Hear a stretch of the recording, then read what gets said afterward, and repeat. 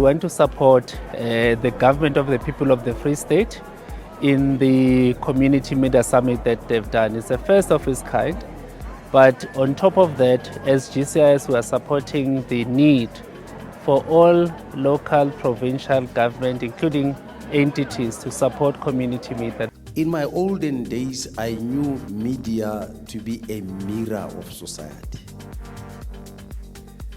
And I still want to believe that that is their basic brief. To tell us how we look like, to also tell us how we can progress in history.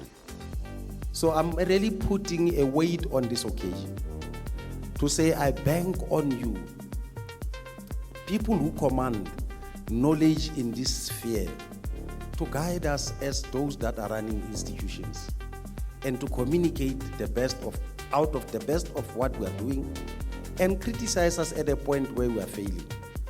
But knowingly that your thrust is to shape the society to be what it should be. Ladies and gentlemen, lines between various forms of media is blurring in the current digital environment. We therefore need to reimagine how we think and operate in the current environment, in the era of the fourth industrial revolution and artificial intelligence.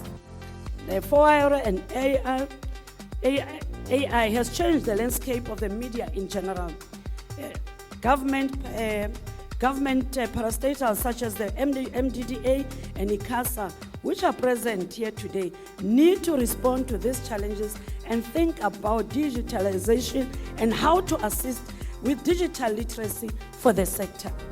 In order to ensure that we all keep abreast or ahead of the industrial revolution, as I'll always maintain, we cannot do this alone. We need the private sector on board, and I'm happy that some private sector institutions have joined us here today. The community media sector also needs to be protected from big firms.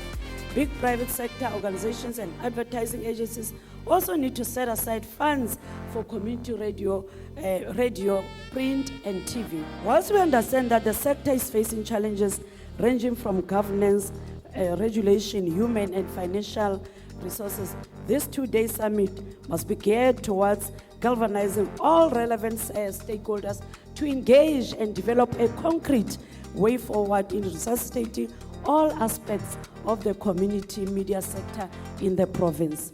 As government, we commit to empower the community media sector.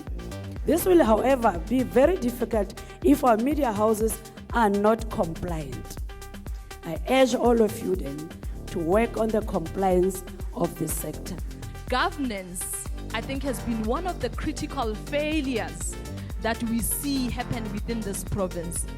A number of community radio stations have indeed closed, but we are also happy to see that there's sustainability within the sector, that Motewa FM continues to grow. You still have CUT, you have Kwakwa FM. There's quite a number, including Maluti FM. But it is important for us to start looking at how do we sustain these community media projects, both in broadcast and publishing, to ensure that we reach the community. Premier ke nahana o re o le tlotlile o itse le lentswe la setjhaba, and I think it doesn't get any bigger than that. The province last financial year has spent 120 million on media, but 75 million of the 120 million is on recruitment and tenders.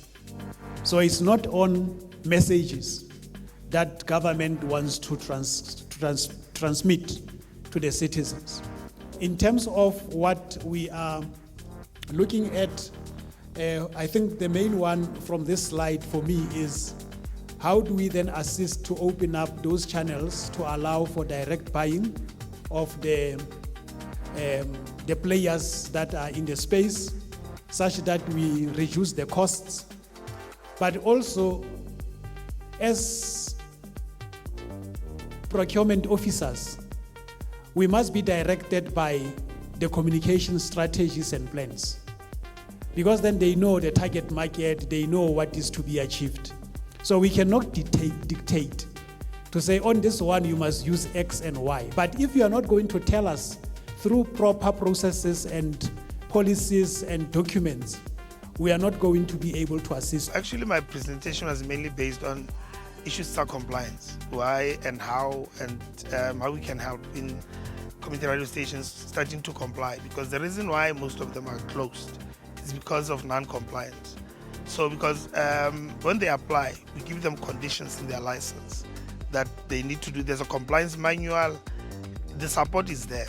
And I mean, look, ICASA is not in the business of closing radio stations, because we know how difficult it is to actually open one. Like for instance, in the last 2 periods where people had to apply, Free State got nothing. So that shows how difficult now it is to actually get a license. So the ones we have, we actually make sure that we support them to the last hurdle to make sure that they stay on.